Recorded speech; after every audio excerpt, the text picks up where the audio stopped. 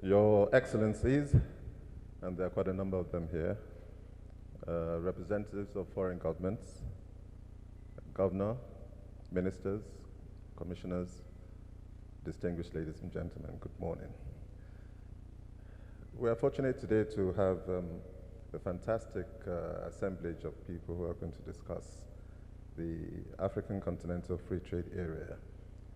The theme, of course, is how do you accelerate inter-African and indeed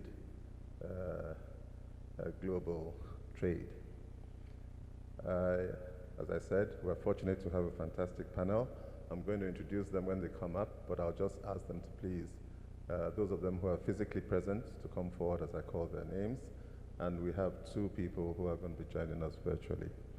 So I'd like to invite Dr. Chinyere Almona, who's the Director General of the Lagos Chamber of Commerce, to please come forward. Lagos Chamber of Commerce and Industry. Mr. Dinesh Rathi, who is the CEO of the Lagos Free Zone, and Mr. John Oseji, who is the Director of Policy Advocacy of the NIPC, representing Mr. Emeka Offor, the Acting Director General of the Nigerian Investment Promotion Commission.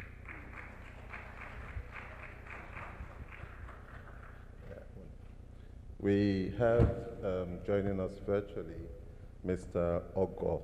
Ogoebunam Chukwurah, who is the Export Market Development Lead of the AfCFTA Nigeria.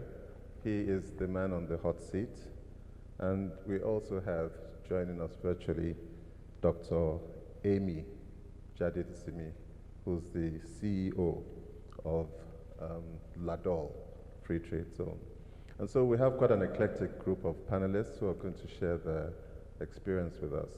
We hope that after about an hour of discussion, we'll have a much better idea of what the African Continental Free Trade Agreement is all about, where we are as far as implementation in Nigeria is concerned, what sort of governance structures have been put in place, but more importantly, what are the benefits, the potential benefits, what are the opportunities, what should Nigerian companies be looking for, what should Nigerian companies partnering with German companies be doing to take advantage of this agreement, and what are the challenges and the risks, because indeed there are challenges and risks.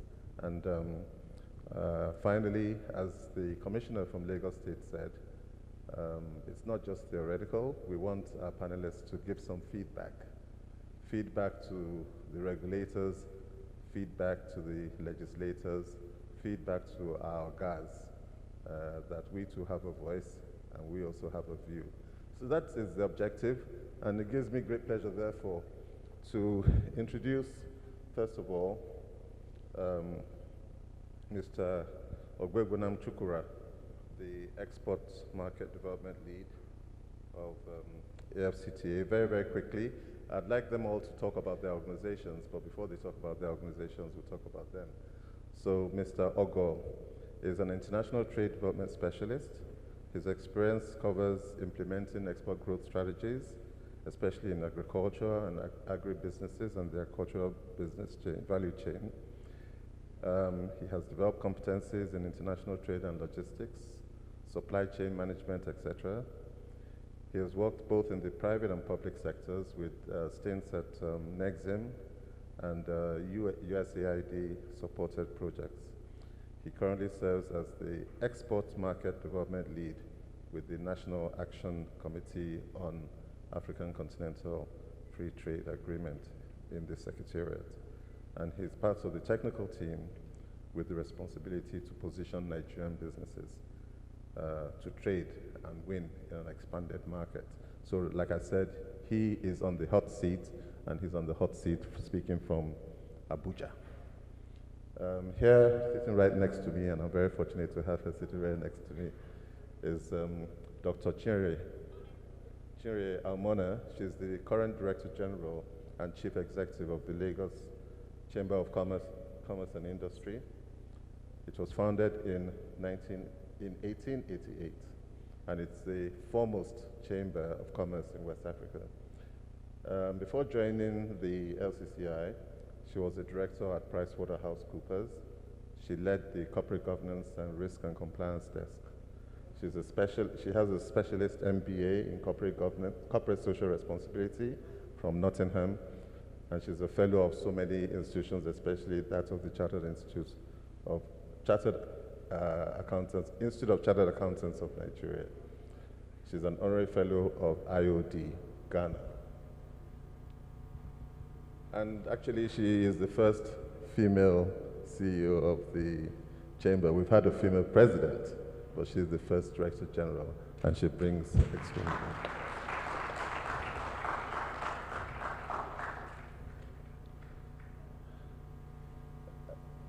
Mr. Dinesh, Rathi, 20 years experience working in India and Nigeria. He's the CEO of the Lagos Free Zone. He's worked in banks, the largest private bank in India. He joined the Tolaram group as finance controller, and now he has risen to become the person who's putting that marvel together. He will tell you a lot more about the Free Zone. Sorry. Dr. Jadesimi is the CEO of the Lagos Deep Offshore Logistics Base. She oversees the growth of the largest logistics and engineering facility operating in the Free Zone. She uses and utilizes her experience as a graduate of Stanford Business School and a medical doctor who was trained at Oxford to bring a fresh perspective to the development of the Free Zone. She will talk about her zone as well. And then finally, but not the least, Mr. John Oseji is the Director of Policy Advocacy at the NIPC. He's worked in various departments there, and his job is to attract foreign investment to Nigeria. So welcome all of you. And without further ado, I think we should go straight into the program. Is Mr. Ogoebunam on? Because the first question is for him to set the stage.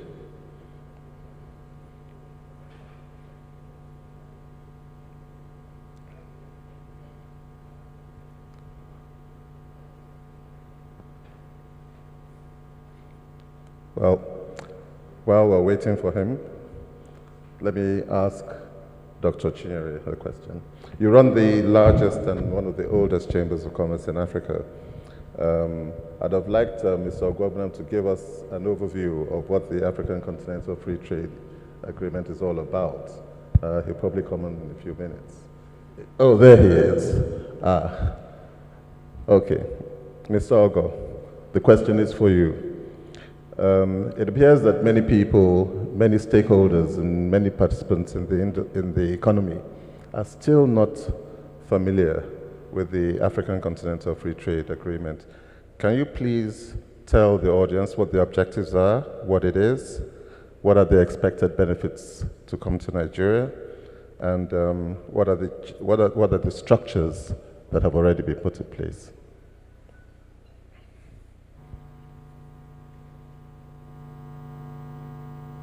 I think you're muted.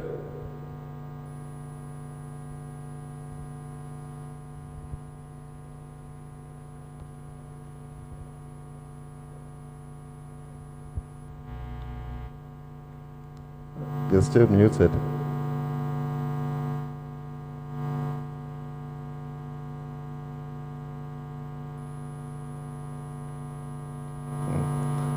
think we're having some technological challenges here.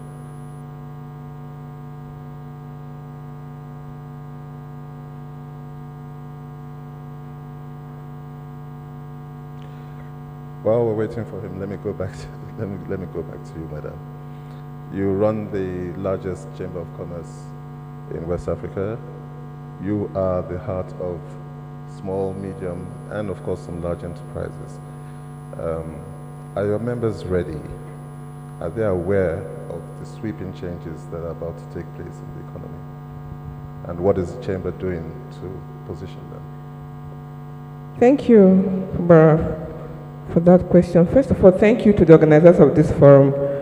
I think it's very timely for us to have an opportunity to discuss the AfCFTA and what it portends for Africa, how important it is for our economies in the various countries of Africa, and how critical it is for the success of our SMEs.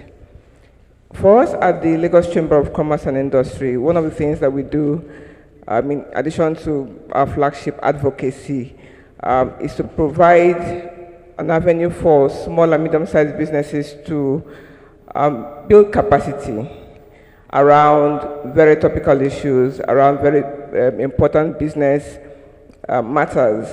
And the AfCFTA is one of those very important things that we have over the last couple of months created opportunities through webinars and training sessions to bring our members up to speed with what obtains and how important it is for them to work with the new settings. So if we are thinking Africa, everyone needs to switch their minds from just operating in Nigeria to begin to think, how do we operate outside the shores of this nation?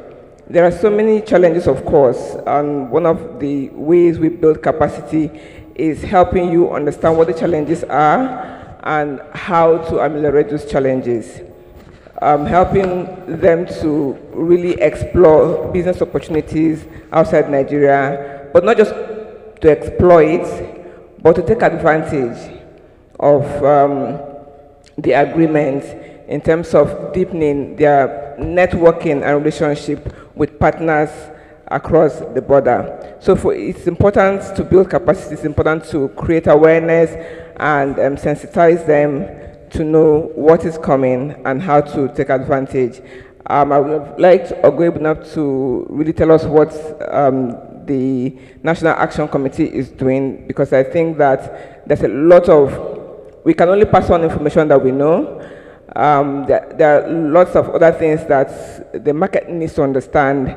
There are protocols and guidelines and standards that it's important that we pass across to our members. So while we are doing a lot, will I say our members are ready? I don't think so. I think there's still so much to be done to get them prepared, get them set to take advantage of the AfCFTA.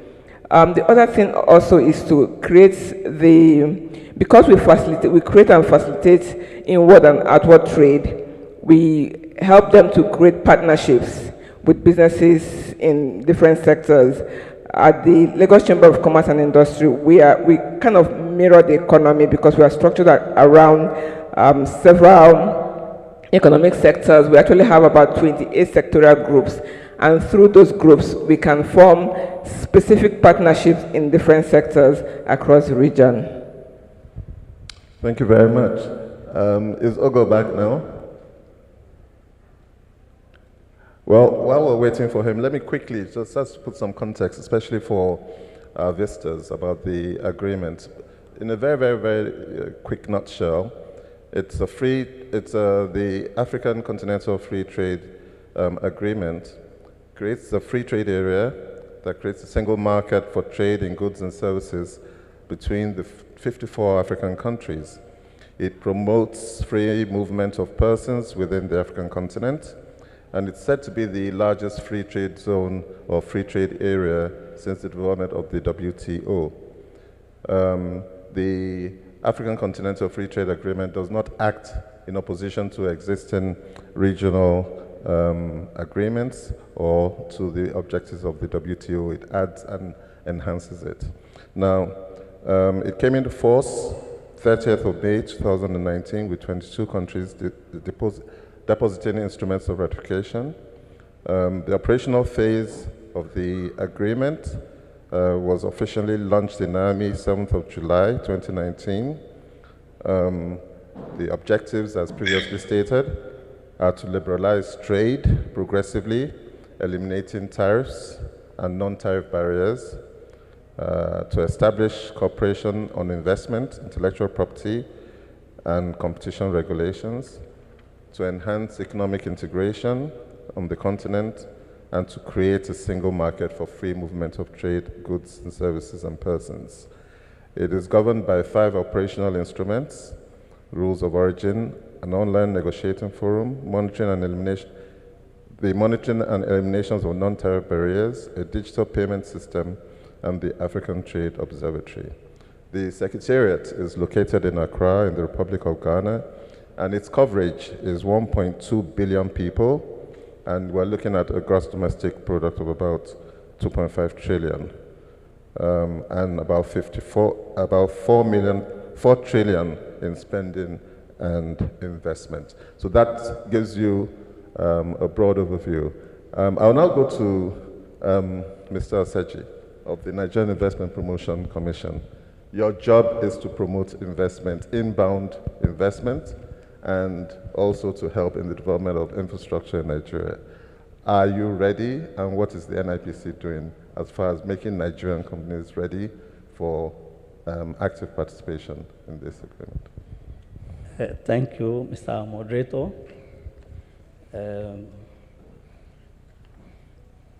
I want to say that NIPC is ready and is already doing a lot of work to ensure that we attract investment into the Nigerian economy.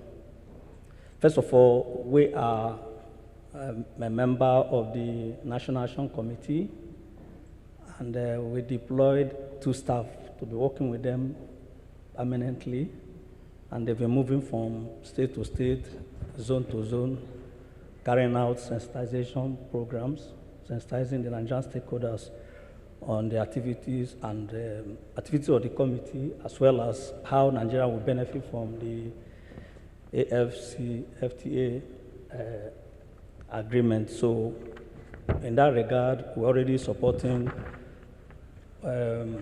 providing information to the stakeholders. And for NIPC, we have put in place some strategies to attract investment to the economy. There are national priority sectors, and our strategies are moving around those priority sectors like agriculture, solid mineral, IT, and so on. We have identified some countries, we call them strategic countries, and I'm happy to say it here that Germany is one of those identified countries, 20 of them, that we are targeting because of the kind of the parameter we have in identifying them in terms of the investments in other nations, the relationship with Nigeria over time, and so many things. We know that they have the capability, the capacity, and the resources to invest in the country. So we are already doing investor targeting. Apart from the identify those countries, we're equally looking at the investors in those countries that we are going to talk to, and we have already started talking to them to invest in Nigeria. And we know there are complaints about security situation, about other infrastructure issues. We are talking to them that some of those issues, they see them as challenging, but we in NIPC, we see them as opportunities. They should also come and invest in those areas, and because there are areas of opportunity, areas of investment and opportunities too. So we also have some initiatives to help investors both within and outside Nigeria. For instance, we are working with the states, and we are working very well with them. We have worked with them to develop a book, we call it Book of States, that has all the natural resources and investment opportunities in the states. And we also have a certification program for the states. We work with them to build their capacity, to be able to build up their database, be able to provide information to investors. We know that information is key to decision making in investing in any nation. So we are working with the states to build their capacity to develop the kind of information that investors need, so that it will be easier for them to sell their states to these investors to invest in the states. We know that most investments are sited in the states. Apart from Abuja, that's only federal capital area. Others are in the states, so we are working with them in that regard. We also have some initiatives like the iGuide is an online platform that provides information on the processes, procedures, and the cost of doing business in Nigeria. We have also the compendium of investment incentives. We have that publication, all the incentives that investors are supposed to access in Nigeria are listed there in that compendium. And also, we are working within the country also to promote what we call domestic direct investment. We have this initiative that talks with, we go to look at where to do or worthy Nigerians that could invest in some of these other sectors, identified sectors. For instance, if we have 2 or 3 more Dangotes, $10, and G-Movias, we know that our economies are going to be like any other world developed economy. So thank you, Mr. Sergi. We're going to drill down a bit more, as we proceed. I understand that Mr. Chukwurah's microphone is working now, and so can I invite him to give us the overview, because it's very, very important for the context.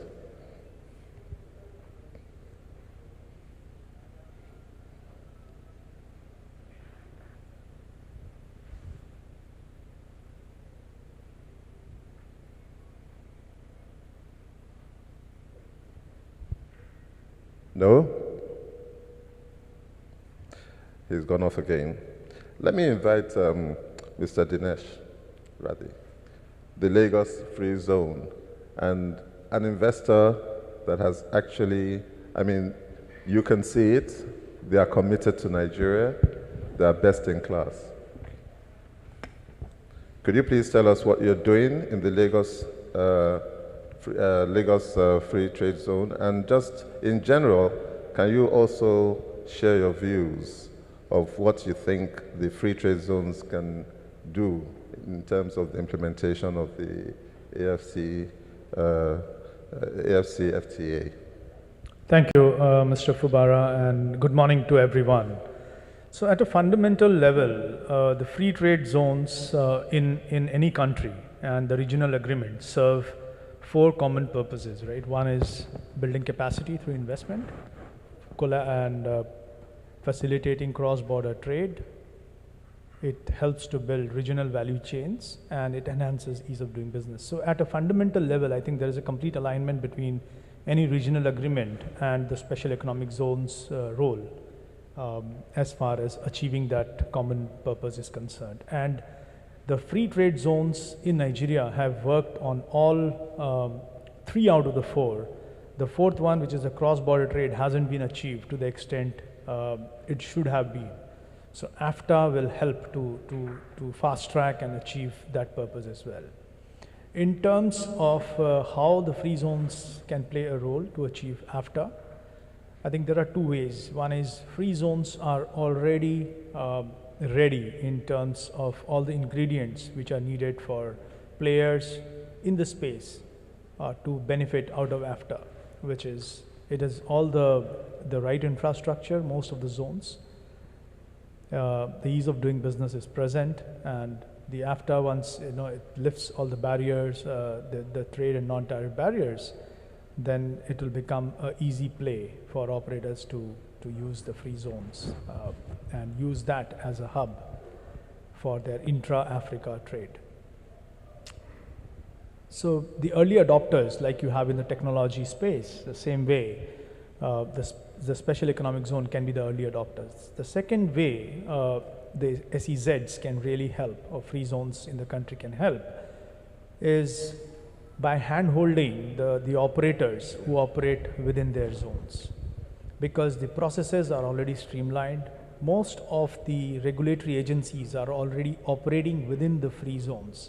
The likes of customs, immigration, the Nigerian Export Processing Zone Authority, the security agencies, they're all present, physically present in most of the special economic zones in the country. So they can really handhold the operators, so thereby leading to a seamless implementation. Now coming to Lagos Free Zone. So Lagos Free Zone is a special economic zone being developed by Tolaram, and Tolaram is a Singapore headquartered group. So this free zone is spread over 830 hectares of land.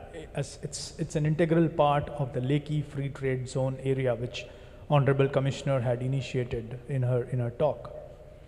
And we are neighbors to the Dangote's mega projects of petrochemicals and the fertilizers. So we share a common boundary between the two of us. So that becomes a major economic hub, not only for Lagos and not only for Nigeria, but whole of West Africa. Now, why it is important is the Lagos Free Zone comes with an inbuilt port, which is Lekki Deep Sea Port. So the Lekki Deep Sea Port is a part, it's an operating entity within Lagos Free Zone. And apart from that, we have availability of power, gas, the right quality infrastructure in terms of the roads, drainages, warehouses, standard factories. For example, if anybody wants to come and operate with their machines, we have factories which are already built in with plug-and-play power, water, and security infrastructure. Then security has been talked about a lot since morning. So security infrastructure is pretty good. We have 3-layered security, and we never had any untoward incident for the last 10 years of our existence. Apart from that, we operate medical clinic, fire station, police station, truck park. So all these actually add to the ease of doing business for any operator. The operators just focus on their core and leave the rest of the headache to zone managers like us.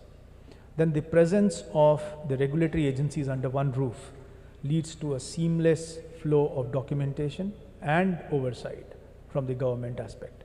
So all in all, the free zones actually can work very well if they are well governed and well managed, and can play a very pivotal role in the whole AfCFTA regime. Thank you. Thank you very much. And I'd like to continue with that theme, if they're well managed and if they're well governed. I don't know if Dr. Amy Jadesimi is on the line. She's the Managing Director of the LADOL Free Zone. It's the largest integrated logistics and transportation free zone here in Lagos. And of course, it's a no-brainer that even if you produce the goods, you've got to transport them. Logistics is central to the success of this agreement. So Dr. Jadesimi, can you continue along the themes that Mr. Dinesh has just finished? Thank you. Good morning, everybody. I hope you can all hear me. We can. Yes, we Great. can. And we can see you too. Excellent. Okay. So I think the potential for Nigeria, for the African Continental Free Trade Agreement, cannot be overestimated. We have all that it takes to be the hub of industry, not just in the West African region, but across the continent. If we don't fix some inherent problems that are holding back our private sector, and we've touched on some of them today, particularly in the area of logistics, we won't meet that goal.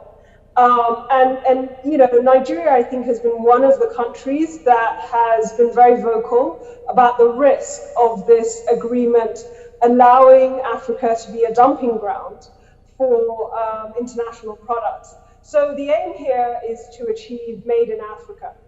Now, when it comes to tackling both the logistical, infrastructural, and facility challenges in industrializing a country like Nigeria or a continent like Africa, we need the private sector. And I think this has been widely recognized. The government in Nigeria is maxed out.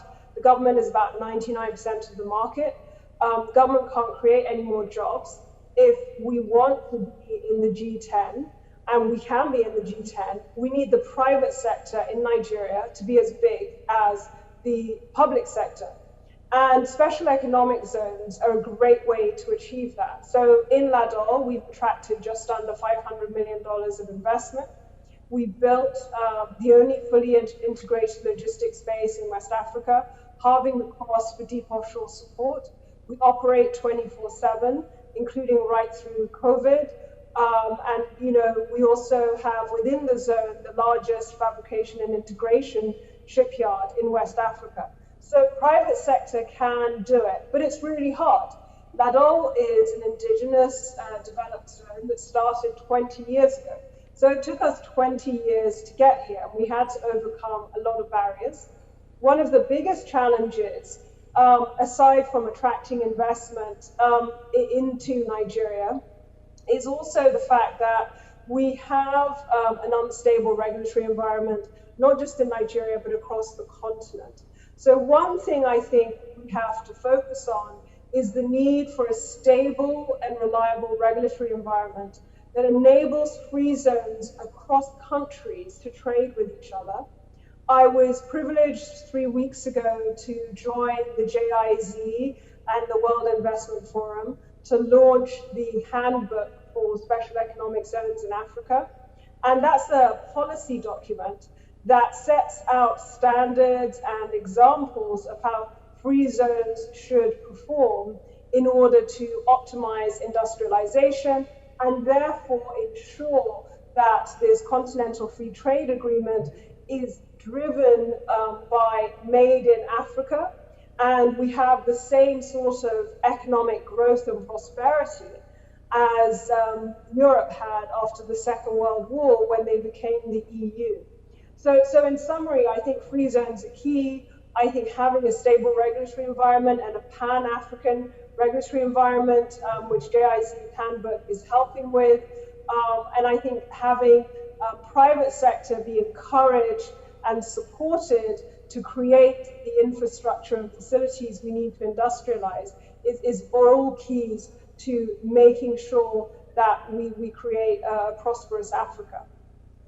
A private sector driven economy in a predictable, stable, consistent regulatory policy, legislative and fiscal environment.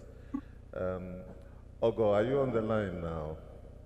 Yes, I am, Mr. Fubara. Can you hear me? Yes, we can. Lovely. Loud and clear. Loud and clear. I bring you greetings from Abuja, from Mr. Francis Anatogo, the Secretary of the National Action Committee.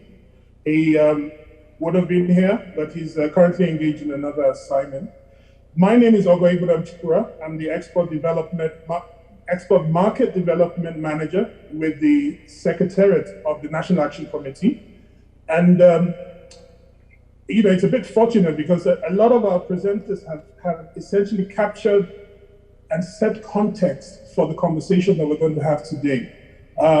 So really what I want to do is to speak a bit about the National Action Committee itself, perhaps touch a few points on the dimensions, the objectives, some of those conversations that set the tone, and then we can take it from there. As I mentioned earlier on, the National Action Committee was inaugurated by the President on the 20th of December 2019. It is a coordinating platform. It's a coordinating platform that is set within a governance structure.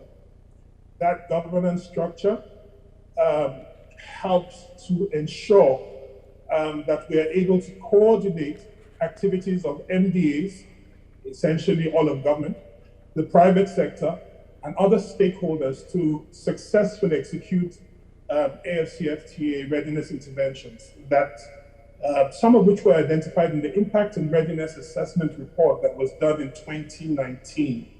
As you well know, before we signed up to the agreement, there were some concerns concerning the impact that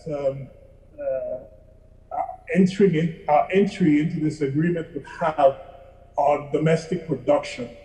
And so it was necessary to investigate and provide justification, essentially, to go ahead to sign up for the agreement. And so the National Action Committee, within its mandate, provides a platform for coordinating a number of activities that ensure that we are able to fully take advantage of the AfCFTA opportunities, while at the same time safeguarding our economy from potential negative impacts. One of our speakers did mention that the objective of the agreement, and the agreement essentially is to eliminate tariffs on 90% of the tariff lines. What that means is that there's an opportunity, there's a strong opportunity given the size of Nigeria and it's the demand that it represents to attract imports, especially manufactured imports. And so one of the things that we did as a National Action Committee was to undertake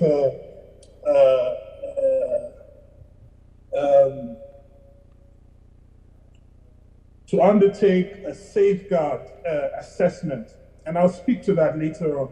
But specifically, in terms of activities and mandates, the National Action Committee has as its mandate at the regional to coordinate activities at the regional and continental level, assessing and implementing the safeguards that were identified in the AfCFTA Phase 1 agreement, facilitating a ratification of the Phase 1 agreement, championing programs to resolve critical continental level challenges, and this is on the continental level.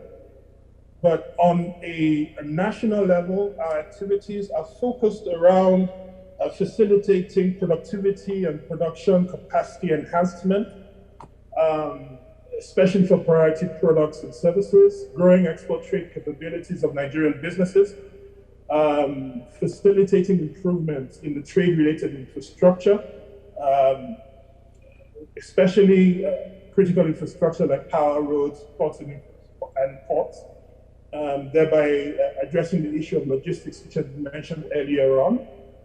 And then also coordinating and ensuring that we have that opportunity to extend the planning horizon for businesses by ensuring some harmonization between our trade, fiscal, and monetary policies, and ensuring that there's stability in the overall operating environment. Very quickly, can you tell us where we are as far as the negotiation of the protocols are concerned? What phase are we at? Oh. And where exactly? Okay. In terms of where we are, we have under the agreements were negotiated on the two phases. The first phase is the trade in goods, which also included trade in services.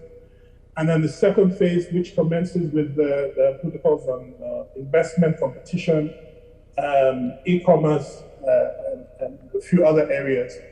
In terms of the trade, the first phase, under the auspices of the ECOWAS, we have successfully submitted our schedules to the African Union.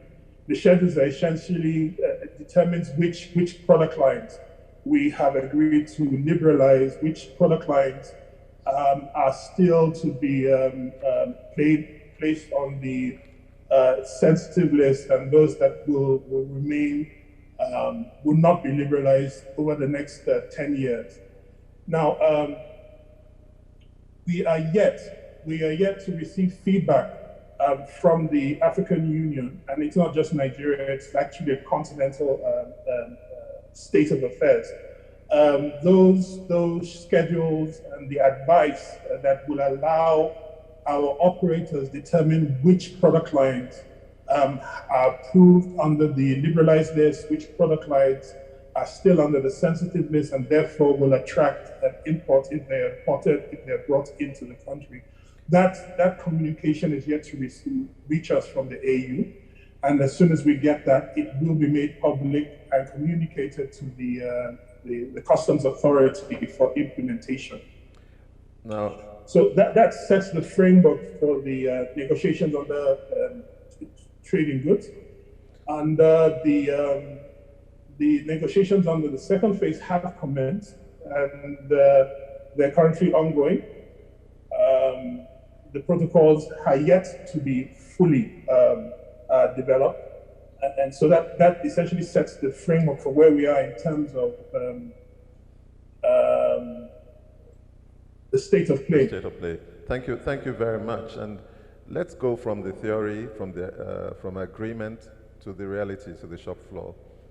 The foot soldiers, are the companies, the investors. Dr.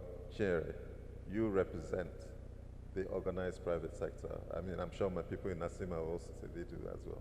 But can you tell us whether your members are comfortable with how far we've gone, are comfortable with this agreement? Are they prepared?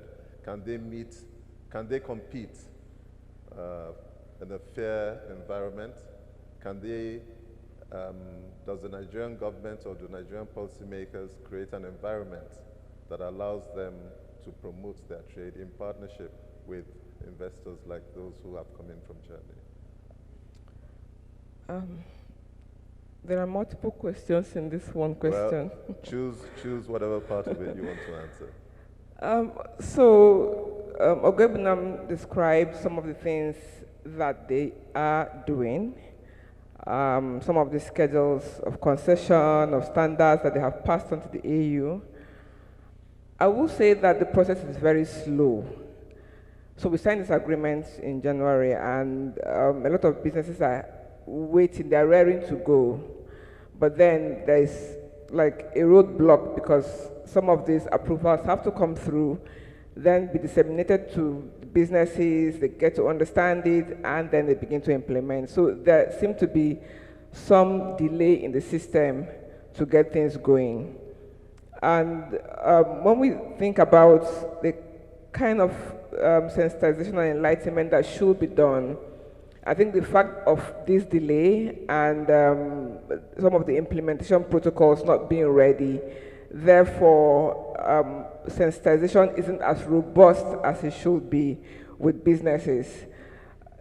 Also capacity building. So we are thinking most of the MDAs need to understand what is going on, and they need to be, I would say, integrated in terms of understanding and how to implement. So if we need to get custom to understand what the operators need to have in place for them to use their services. And if customs isn't aware or they're not up to speed with what needs to happen, we know the state of customs today and all the roadblocks and all the problems that the business community, the organized private sector is facing with that service. So that, for me, is an issue. We also asked a bit about, how can the organized private sector, be prepared, or how can government help? So we've talked about sensitization and enlightenment, we've talked about capacity building. I believe that the government needs to support and empower the non-oil sector by creating the right infrastructure. When you think about it today, the cost of production in Nigeria is so high. There are so many things. One, security. The labor market is fragmented.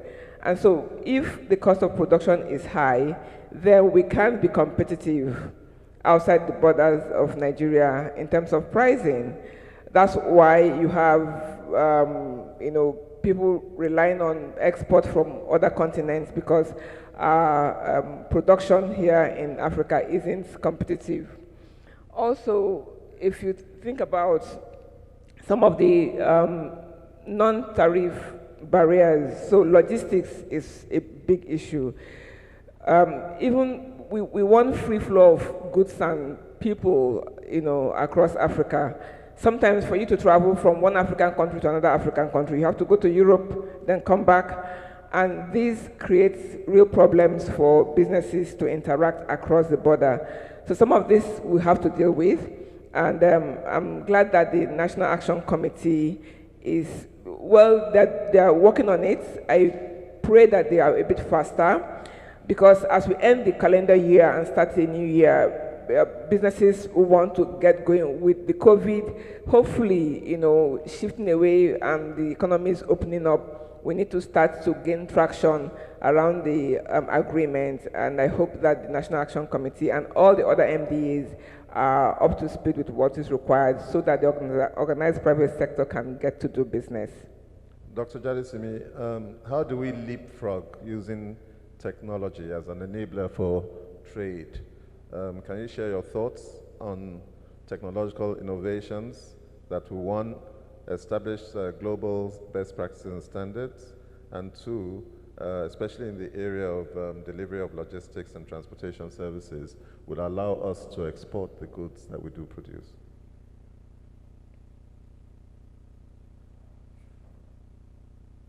Technology leapfrogging may not be applicable because leapfrogging implies that we're going to a known destination, and that destination currently exists somewhere in the world. We're just getting there faster.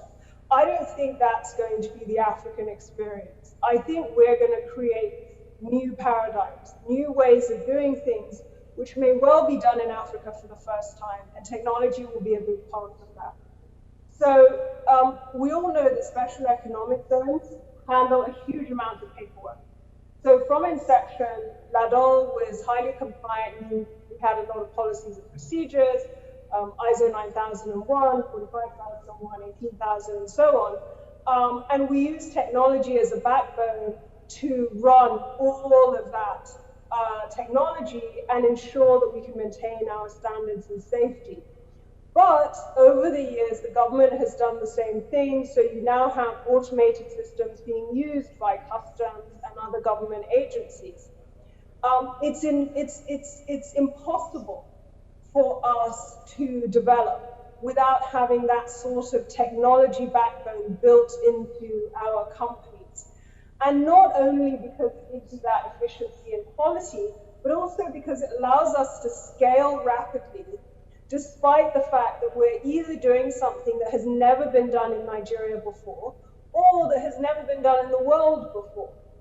Particularly when you look into the area of sustainability. To optimize sustainability, you really have to operate on tight margins. You have to operate extremely efficiently, manage your waste, recycle your waste.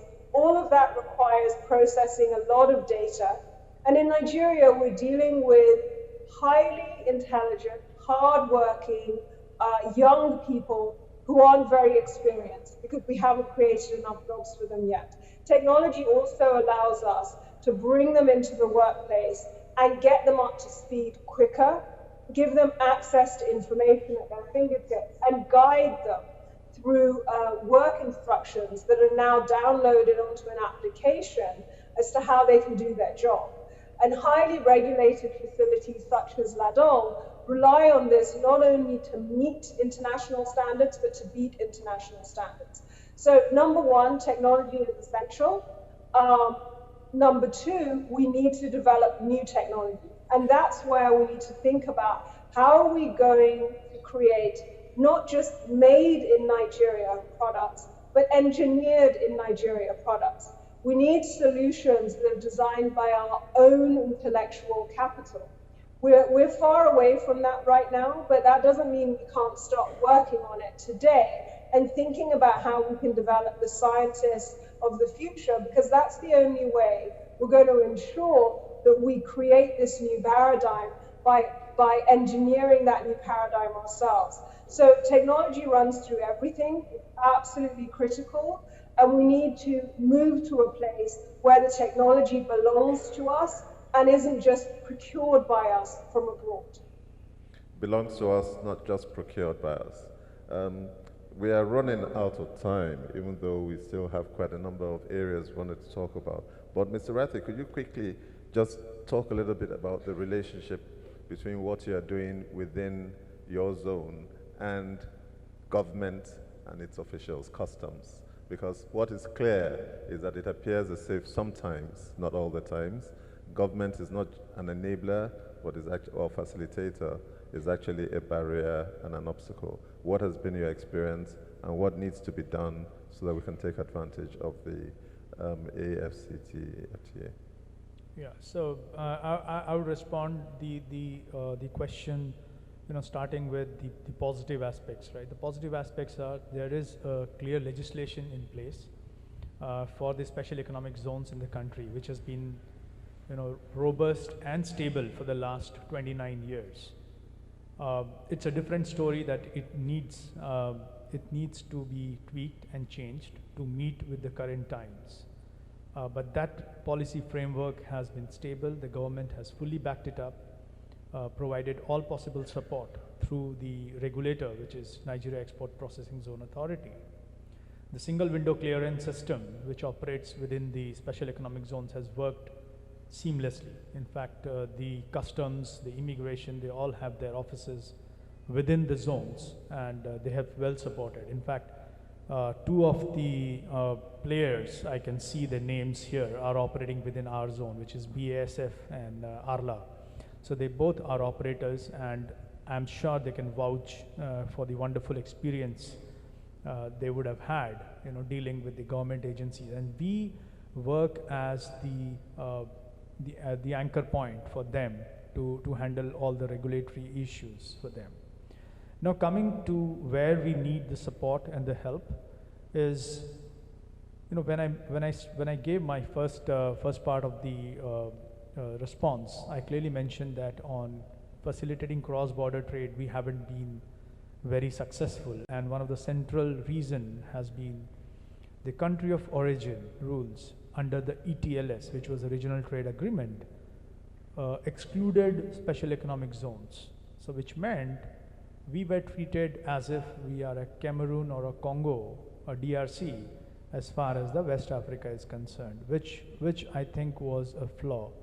And since Mr. Ogo is also there, as part of this panel, my only request to him to use his office to ensure that the AfCFTA country of origin rules includes special economic zones as well, because under the other regional agreement, whether it is SADC, COMESA, the free zones in those areas, the free zones in Ethiopia, Kenya, Egypt, all of them are part of their own regional agreements. There is no differentiation. Even the other trade treaties like AGOA and the European trade treaties between Africa, they all treat special economic zones as part of the common area. So why the ETLS did that is something which completely defies wisdom. So we hope that the AfCFTA actually takes care of that. Then second is, of course, the Nebsa Act, which is a 29-year-old legislation that needs some kind of overhaul. And there are certain frameworks, like special economic zone entities cannot tap the capital markets in Nigeria directly, because the Investment Securities Act doesn't allow that. Now those are certain gaps which exist in the regulatory environment. That's very. On the customs, of course, I think while the policy framework is very clear, but at times it gets little misinterpreted. So that's where the issue lies, and those are, I think, that can only be done through regular policy advocacy and regular dialogues, and it will be a continuous process. And especially under the AfCFTA also, the role of customs becomes of paramount importance. So they have to completely key in to this entire program for Nigeria to really tap into the benefits of this wonderful regime called AfCFTA. Thank you. Thank you very, very much for that. I think a rather balanced assessment. We can't just be speaking at you. We have a few minutes where perhaps members of the audience would like to ask questions. Please make it, just identify yourself, your name, your organization, and then the question. No thesis, please. Thank you very much. My name is Ambassador Ayo Olukoni. I serve as the Director General of the Nigerian Association of Chambers of Commerce, Industry, Mines and Agriculture. And I'm indeed very glad that Yale Alabalosin is here, one of those who led us in terms of the dialogue series by Nasima on the AfCFTA. We must recognize what people like her have done. My question is this. One, I think we should remind ourselves that the AfCFTA is not a 100-meter dash. It's a long distance race. It's very necessary for us to look at that. And then in terms of our competitions, how can we compete, which area? We've been closely involved in it. We are here at the German-Nigerian Business Forum, and I want to pose a practical question in terms of what happens in context of a joint venture between a German private sector operator and a Nigerian business operator, especially against the background of the question and issues of the certificate of origin. I'm throwing this question, especially to our audience as well as, and then our German business counterpart who are here. What is the perception? What happens? Because the issue of certificate of origin is key and very important. I don't want to go back to what Mr. Rajesh, has said. It's this practical question. I want us to tackle that question practically. Will those questions, will the goods be free? Can they come in within the framework of the AfCFTA against the background of the issues of certificate of origin and the issues of rules of origin? Thank you very much. Thank you very much for that question. I think very quickly, Ogo, if you're on the line, could you please respond to that? I think you should take a first shot at it. Questions of anti-competitive practices, questions of dumping, questions of rule of origin.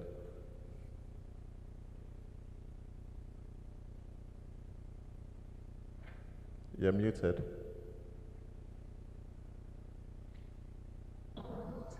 Mr. Moderator, forgive me, I didn't quite get the questions. I have some technology issues over here. Could you repeat the question? In summary, he was saying how the rules of origin affect Nigerian companies, for example, that go into joint ventures with foreign companies, with German companies and other companies from other countries. Okay, as far as the rules of origin are concerned, the protocol does make provision for inputs, a certain measure of inputs from third countries to be incorporated in the production process for finished goods and still be eligible for trade under the AfCFTA arrangement.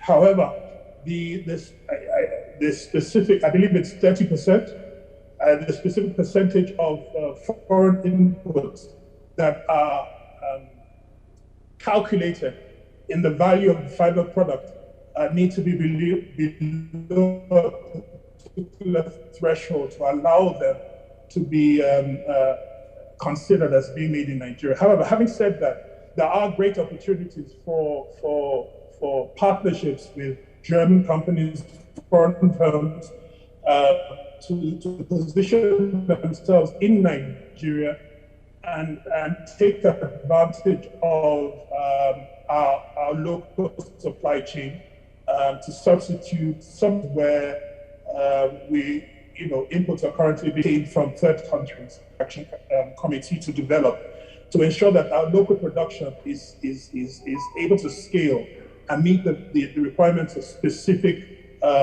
industries as far as input into their supply chain is concerned.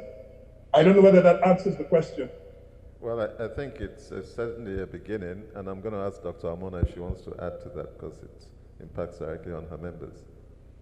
Yes, so if I think about that question, a German company partnering with a Nigerian company, one thing that we've found in certain sectors is that we tend to export our raw materials or export our products in a state that isn't final, okay, and then import finished goods. If we have such a partnership, I will expect that the production facility will be set up here in Nigeria and will be such that the raw materials here are being used and refined to its end product, and then we can use the finished product or export to other African countries. That, to me, in my mind, that makes it a made in Nigerian good. Therefore, it should be eligible for concessions in the AfTA agreement. So, by and large, all relationships or partnering that should happen should ensure that we are building a productive capacity in Nigeria. We are employing our people, we are using our raw materials, and we are producing finished goods such that we're not importing finished goods. And I think in that way, it shouldn't fall foul of the rule of origin agreements or protocols. Mr. Oseji, your job and your commission's job is to bring in foreign investment and to direct foreign investment to critical areas, priority areas of our economy. So what sort of advocacy is NIPC doing in respect of the rules of origin? Yeah, thank you very much.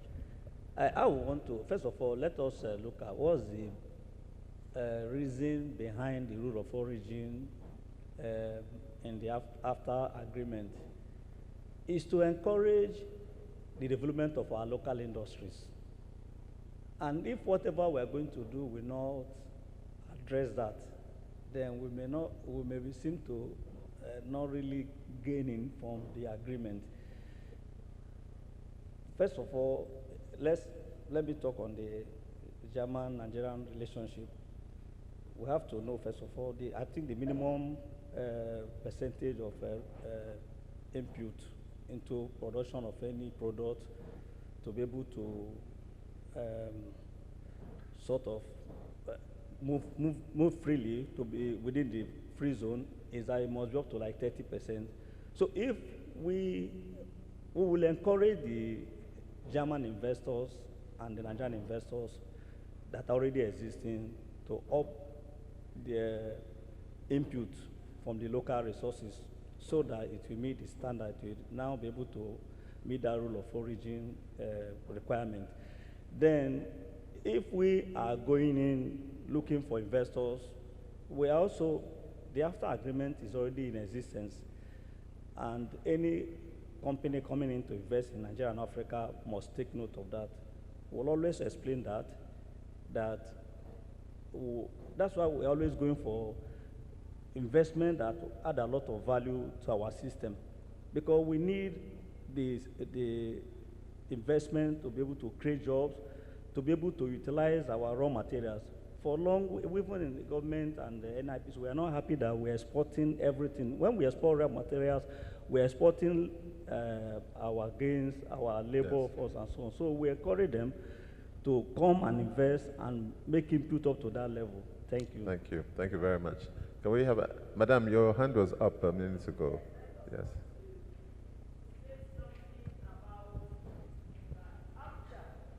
Is a trade machinery between us all in Africa and other partners, being German, all over the world.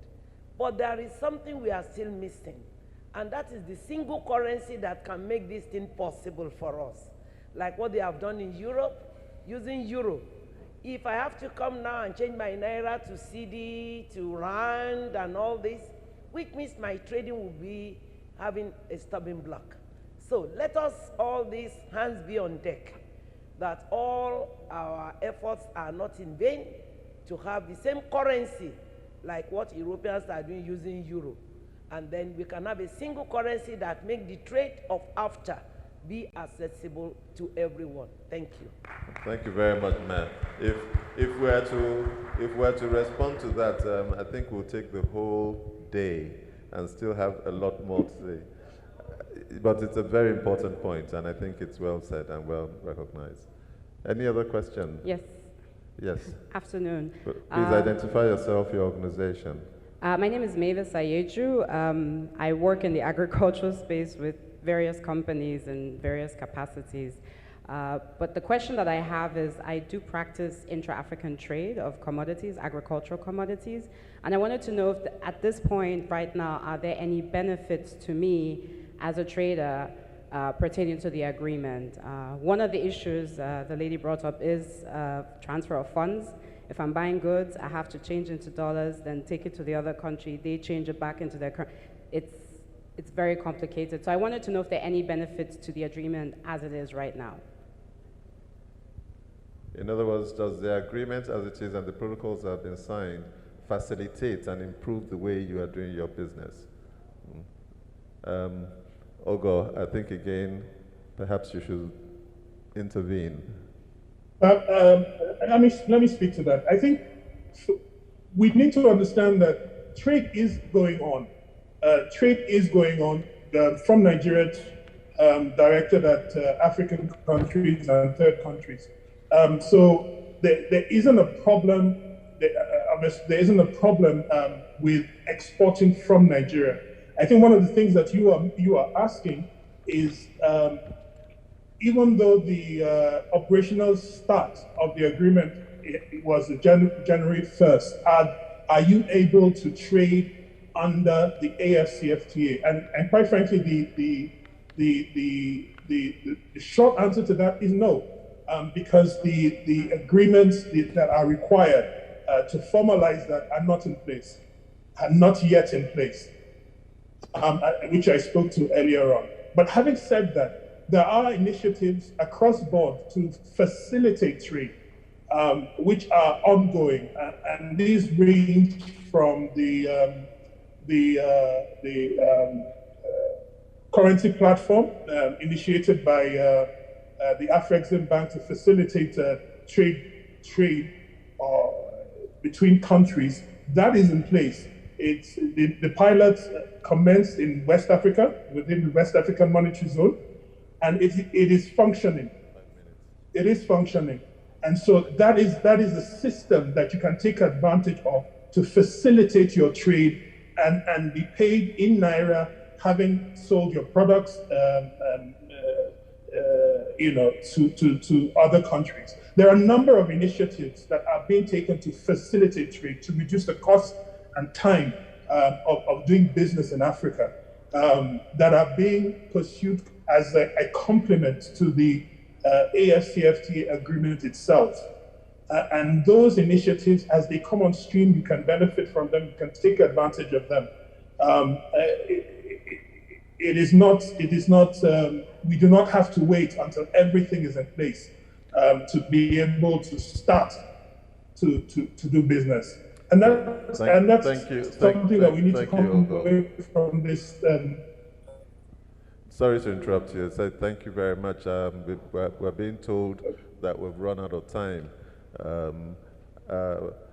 I'll give each of our panelists just 1 minute to round up, starting with Mr. John Osaji from the NIPC. Well, my comment on this is that given that the AfTA has created one of the largest markets in the world, we want to encourage German investors to invest in Nigeria, Nigeria being the center point to reach out to other Africans. Like one of the German economic counselors once say if you are not investing in Nigeria, actually you are not in Africa. Thank you. So just to summarize from my side, the special economic zones can actually play a very important role. And given that Lagos Free Zone already has a deep sea port, which is Lekki Deep Sea Port, where we are also investors along with the state government and federal government. So that can play a critical role to remove the non-tariff barrier, while the tariff barriers get removed through the AfTA. So that's a golden opportunity for Nigeria to leverage and become a hub for the Intra-Africa regional trade. Thank you. Thank you very much. Thank you very much. I'll ask Dr. Amy Jadesimi to please. Thank you. So the African Continental Free Trade Agreement represents our best opportunity for lifting over 1 billion people in Africa, not just out of poverty, but into the middle class. This is an opportunity not just for us as Africans, but for the entire world. We can turn the growing African population into a demographic dividend that leads to global wealth and prosperity by ensuring that we support free zones across the country to sustainably industrialize the continent, create the hundreds of millions of jobs we need, and ensure that the goods that are traded are truly engineered and made in Africa. Thank you. Thank you very much. Ogo, on that rather aspirational and optimistic note, what message do you have from the National Action Committee? Nigeria is open for business. We do believe that the AfCFTA provides a platform for us to leverage and grow production. And as Madam Jay, the last speaker mentioned, lead a number of our people out of poverty into the middle class. But it's not, it is a work, a collaborative work. It is one that requires the active participation of the private sector and the public sector to make it work. And I join both parties as we go forward to adopt, buy into the vision and make it work. The private sector is sitting right next to me, Dr. Almona. Thank you. In all our discussions, sometimes when I hear about AfCFTA, one thing I don't hear a lot about is trade disputes and how to resolve those amicably. And I'm hoping that we'll have, as we plan and implement, we'll have infrastructure in place for this. So at the Lagos Chamber of Commerce International Arbitration Center, we provide mediation services and alternate dispute resolution services to businesses, and this will be available even as we roll out into the broader Africa region.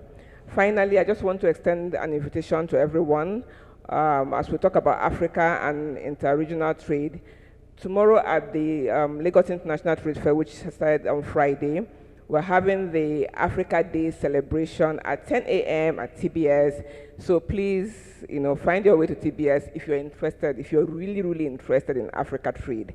So we'll have different African countries showcase their investment opportunities and trade opportunities in their country, and our SMEs, our businesses in Nigeria, will begin to interact with them and explore opportunities to engage to boost intra-Africa trade. Thank you.